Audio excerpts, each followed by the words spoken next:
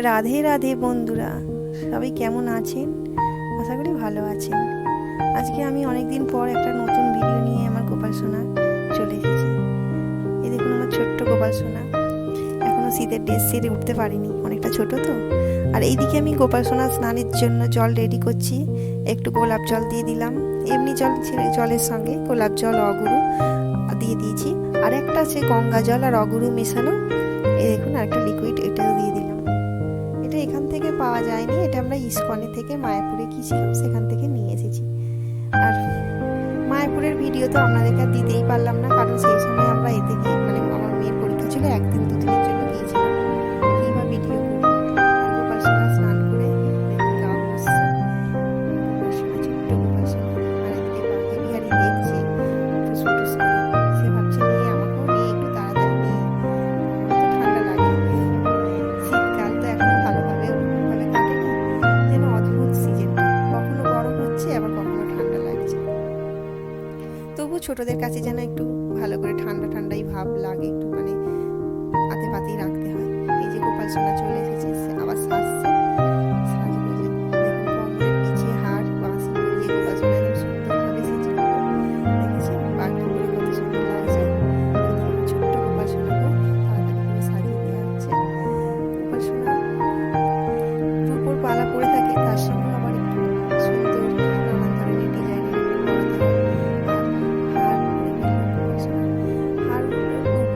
কারণ সোনার এখনো পরিয়ে দিতে পারিনি, জানি না ভগবান কবে সোনার পরবে। ইচ্ছা তো করে একটু সোনার দিয়ে সাজাই গোপাল সোনাকে, সমস্ত কিছু সোনা দিয়ে সাজাই, কিন্তু হয়ে ওঠে না। সব সময় তো সব কিছু সময় হয়ে ওঠে না, আর করে দেওয়াটাও সব সময় হয়ে ওঠে না, বুঝতেই তো পারছেন কি বলবো। আর এই দেখুন গোপাল সোনাকে সিঙ্গার করা হচ্ছে গোপী চন্দন দিয়ে। মাঝে মাঝে ভাবি সোনার জিনিস দিয়ে সাজাবো, কিন্তু আবার ভাবি যে গোপাল সোনাকে যাই দিয়ে সাজাই, কিন্তু গোপাল সোনা সুন্দর সুন্দরই থাকবে। নানান রকম অলংকার দিয়ে সাজাতে, নানান রকম সুন্দর সুন্দর হার দেখি, তখনও মনটা পড়ে যায়। কত সুন্দর গোপাল সোনার সব সাজের জিনিস পাওয়া যায়। আগে অত জানতাম না, সেবা দিতে জানতাম না, জানতামই না যে গোপাল সোনারও ওরকম সুন্দর সুন্দর পাওয়া যায় জিনিস। এখন যত দেখি তত যেন এইটা কিনি সেটা কিনি, যেখানেই যাই আমরা গোপাল সোনার জন্য কিছু না কিছু কিনে নিয়ে আসি। আর জামা, নিত্য নতুন জামা, যেন অনেক জামা, যেন এই যতই জামা কিনি ততই যেন মনে হয় আমার গোপাল সোনা কম পড়ে যাচ্ছে। মনে হচ্ছে বেশ নিত্য নতুন নানান ধরনের জামা পরাবো। আবার সুতির জামা ছাড়া পরাতে ইচ্ছাও করে না, মনে হয় গোপালের সবসময় যদি এরকম চিকচাক জামা পরে থাকে তাহলে আবার গরম লাগবে, অস্বস্তি হবে। আর এই দেখুন ছোট্ট গোপাল সোনাও দোলায় কেমন দুলছে। আর এদিকে আমার মেয়ে ফুল তুলতেও চলে এলো, সাজিয়ে গুজিয়ে গোপাল সোনাকে ওইদিকে সিঙ্গার করিয়ে গোপী চন্দন দিয়ে ফুল তুলতে চলে এলো, এবার ফুল দিয়ে সিঙ্গার করাবে বলে। আর দেখছে নয়নতারা গাছের ফুলগুলো কি সুন্দর, গরমকাল পড়তে না পড়তেই বেশ বড় বড় হয়ে ফুটে উঠেছে। আর শীতকালে যেন মানে এই যে নয়নতারা ফুলগুলো ঝিমিয়ে মতো কেমন ছোট ছোট হয়ে গেছিল, এখন বেশ গরমকালে ফুলগুলো, গরমের হাওয়া না আসতে আসতে ফুলগুলো বেশ সুন্দর হয়ে উঠেছে। আর এই যে সরস্বতী পুজোর সময় যে বৃষ্টি হয়েছে না, সেই সময় অনেক ছোট ছোট চারা গাছ নয়নতারা গাছের চারায় ভর্তি হয়ে গেছে। সব আমাদের বলে, আমাদের লোকটা বলে ওইটা কি, গাছগুলো ছোট ছোট চারাগুলো ফেলে দাও, কি হবে। কিন্তু আমার ভাবি যে না, ওই যত চারাগুলো বড় হবে, ফুল হবে, আমার গোপাল সোনাকে যেন আরো ফুল দিয়ে সাজানো যাবে। শীতকাল পড়তে না, শীতকালে না শুধু গাঁদা ফুল আর অন্যান্য ফুল দিয়ে হয়, কিন্তু এই নয়নতারা ফুলগুলো বেশ সারা বছরের সব সময় পাওয়া যায়, ছোট হয়ে যায় কিন্তু সারা বছরই ফুল দেয়।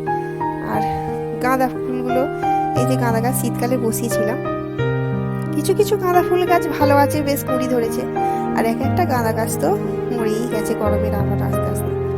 আর নয়নতারা গাছ তো ফুলটা আর ফুল দেয় না। আর এটা গরমকালে আমার মা এনেছিল গাঁদা ফুল গাছগুলো, আবার গরমকাল পড়তে চললো, বড় বড় হয়েছে আর ফুলের কুড়িতে ভর্তি। মানে ফুলগুলো যদি সব থাকতো না, মানে গোটা ফুল গাছটা খুব সুন্দর দেখতে লাগতো। আর এই যে আমাদের স্বভাব মানে ফুল তুলে নেওয়া, ফুল গাছের থেকে আমার মনে হয় ভগবানের চরণেই ভালো মানায় বলে আমাদের হাত উসকুস করে, আর ফুলগুলো সব নিয়ে সব টুকটুক করে তুলে নিই। আর যতই ভাবি গাছে সাজাবো, অন্যজনদের যখন গাছে দেখি ফুলগুলো সুন্দর লাগছে, কিন্তু আমার আবার মনে হয় না, ভগবানের চরণেই দিয়ে দিই, আছে থাক, আমার ভগবানের চরণেই যেন বেশি সুন্দর লাগে। সব কিছু ফুল গাছ বসানোর পরে যখন ভগবানের এই যে শৃঙ্গার করার জন্য যে ফুলগুলো দিয়ে সাজাই না, তখন মনে হয় গাছটা বসিয়ে, আমার ফুল গাছ বসিয়ে সার্থক হয়েছে ফুলগুলো। আর এদিকে ফুল শুদ্ধি করবো চন্দন দিয়ে, আর ফুল শুদ্ধি করে তুলসী পাতা চন্দন দিয়ে ভগবানের চরণে প্রথমে দেয়া দিতে হবে। আর তুলসী পাতা না হলেই তো সবাই জানেন ভগবান পুজোই নেয় না। আর আমার গোপাল সোনাকে তো তুলসী পাতা না দিলে, মানে কোনোদিন এমন হয়নি যে তুলসী পাতা আমি দিই না, চরণে সবসময় আমার গোপাল সোনাকে তুলসী পাতা দিই। প্রদীপটা জ্বালানো হয়নি আগের সময়, কারণ ওই দিকটা করে মা লক্ষ্মীর আলেখ্য আছে, একটু মোছাতে অসুবিধা হয় প্রদীপটা জেলে রাখলে, ওই জন্য পরেই জ্বালালাম। আর দেখুন চন্দন দিয়ে আমার গোপাল সোনার চরণে দিচ্ছি। গোপাল সোনার চরণে জামা ঢাকা থাকে, শুধু একবার মনে হয় জামাটা, যখন জামাটা তুলে একবার গোপাল সোনার চরণটা তুলসী পাতা দিয়ে চরণটা দেখি, যেন কি সুন্দর অপূর্ব দেখতে লাগে। কিন্তু জামা পরানো থাকে তো আর সেই চরণটা দেখা হয় না। তবু যখন তুলসী পাতাটা দিই, জামাটা তুলে চরণটা দেখে, তখন যেন মনটা তৃপ্তি হয়ে যায়, ভরে যায়। কত সুন্দর একটা তুলসী পাতা দিয়েও গোপাল সোনাকে কত সুন্দর লাগে, তাহলে ফুলের সাজে না আরো কত সুন্দর লাগবে।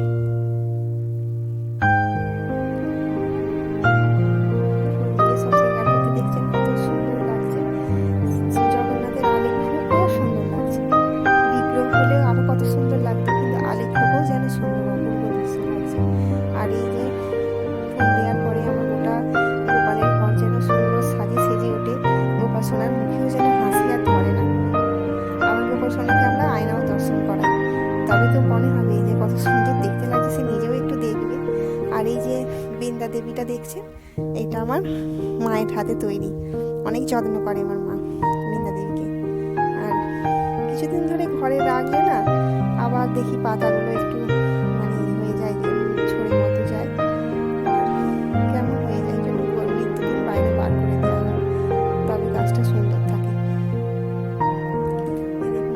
রাধা মাধবকেও কত সুন্দর লাগছে। যে রাধা মাধবের আলেখ্যটা দেখলেন, ওইটা মায়ের আগে আমি ছোট আলেখ্য ছিল, ইচ্ছা ছিল বড় আলেখ্য নেবার, কিন্তু রাখার জায়গা নেই। মানে ওপরে যে পেরেক ফেরেক, আমার মানে রাখার জায়গা নেই বলা ভুল কথা, ওপরে যে পেরেক টেরেক টাঙানো কিছু ব্যবস্থা, তবে যদি কোনোদিন পেরেক টাঙাই তবে রাখতে পারবো। আর এই ফ্রিজগুলো আমি এদিকে রান্নার জন্য চলে এসেছি, এদিকে আমার মেয়ে জোগাড় করছে, ভগবানের সেবা করছে, আর আমি এদিকে এলাম, এসে দেখছি কি রান্না করবো। আজকে না একটু লাউ ঝোল করবো, লাউ ডাল। আর আদা নিলাম, আদা টমেটো দিয়ে নিলাম, টমেটো নিলাম, পূরণ করবো। নিত্যদিনের রান্না কি করব না করব নানান রকমের একটু চিন্তা করতে হয়। আবার নিরামিষ রান্না, ভোগের রান্না, যদি এটা আমিষ হতো কোনো চিন্তা ছিল না, এখন নিরামিষ রান্না রোজ একঘেয়েমি রান্না করলেও চলবে না। আর গোপালের আশীর্বাদে আমাদের নিত্য রান্নারও ঠিক মানে বুদ্ধিটা এসে যায়, যে কী করবো, নিরামিষই রান্না ঠিক বুদ্ধিটাও চলে আসে, কি করব গোপালের জন্য কী দেবো, নিত্য নতুন রান্নাও হয়ে যায়, কিছু না কিছু নিত্য নতুন। আমার মা থাকলে তো 5 তরকারি মানে ঠিক পঞ্চব্যঞ্জন ভগবানের জন্য হয়েই যায়। আর এখন মা নেই যেহেতু আমি করছি, আমি যাই হোক করি, তবুও তবুও 1 তরকারি হয় না, নানান রকম মানে মোটামুটি 3-4 রকমও হয়ে যায়। আজকে একটু ভাতটাও হয়ে গেল, অন্নটাও হয়ে গেল। আর এই যে আলু ভর্তা করবো, আলুটাকে আজকে আলু ভর্তা, আর লাউ ডাল, আর হচ্ছে বড়ির ঝাল, শুধু বড়ির ঝাল। এই বড়িগুলো হাতে তৈরি, আমার মায়ের হাতে দেয়া। হনুমান এখানে এত না, একটু যে অনেক করে রাখবে ওই কোনো রকমে অল্প করে রেখেছে, একটু যে অনেক দেবে কিন্তু হবে না হনুমানের জ্বালায়, কারণ ওরা সব খেয়ে নিয়ে চলে যায়, একদম ধ্বংস করে দেয় চারিদিক। যখন আসে কদিন ছিল না, সেই তালেতে দিয়ে শুকিয়ে নেওয়া হয়েছে। আর এখন শীতকালে দিয়েছে, অতটা রোদটাও সেরকম ছিল না, একটু হালকা রোদে দিয়ে গরমকালে বড়িটা দিলে একদিকে শুকিয়ে দেখি তাড়াতাড়ি শুকিয়ে যাবে, তাড়াতাড়ি তুলে নেবে। এবারে ভাবছি আমরা যে গরমকালে এবারে বড়িটা দেবো, আর আমি তো দিতে পারি না, আমাকে শিখতে হবে। একবার দিয়েছিলাম জানেন তো, সে সমস্ত কিছু দিতে না দিতেই থালার মধ্যে ব্যাস ঘেঁটে পাতলা হয়ে জল গড়িয়ে একাকার হয়ে গেছে। আর কি দুঃখ হয়েছিল, আমার কান্না পেয়ে গিয়েছিল যে বাবা এত কষ্ট করে আমি ডালটাকে বেটে করলাম তাও এরকম অবস্থা। আবার সেবারে শিলে বেটেছিলাম হাতে, কারণ মিক্সিতে বাটলে একটু পাতলা মতো হয়ে যায়, তাও এরকম অবস্থা। এই দেখুন কথা বলতে বলতে তেলটাও দিয়ে এবার করছি, মুড়ির ঝালটা এবার করবো। তেলটাও গরম হয়ে গেছে, লঙ্কা দিয়ে শুধু ঝালটাই করবো। আর এতে কি মশলা দিতে হয় জানি না, কারণ ডালের বড়িতে তো এমনি মশলা আগে থেকেই দেওয়া থাকে, আর ঝালেতে আর কিছু মশলা দিই না। এটা নুন দিয়ে লঙ্কা গুঁড়ো দিয়ে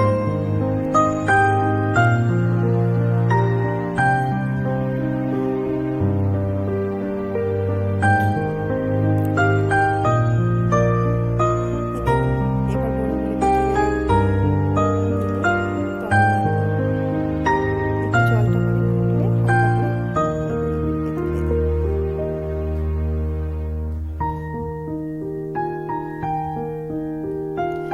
তোমাদের ভোগের সব রেডি হয়ে গেছে। এই দেখুন একটুখানি সামান্য বাটার দিয়ে দেবো। আচ্ছা, আজ এই পর্যন্তই। রাধে রাধে, ভালো থাকবেন সবাই।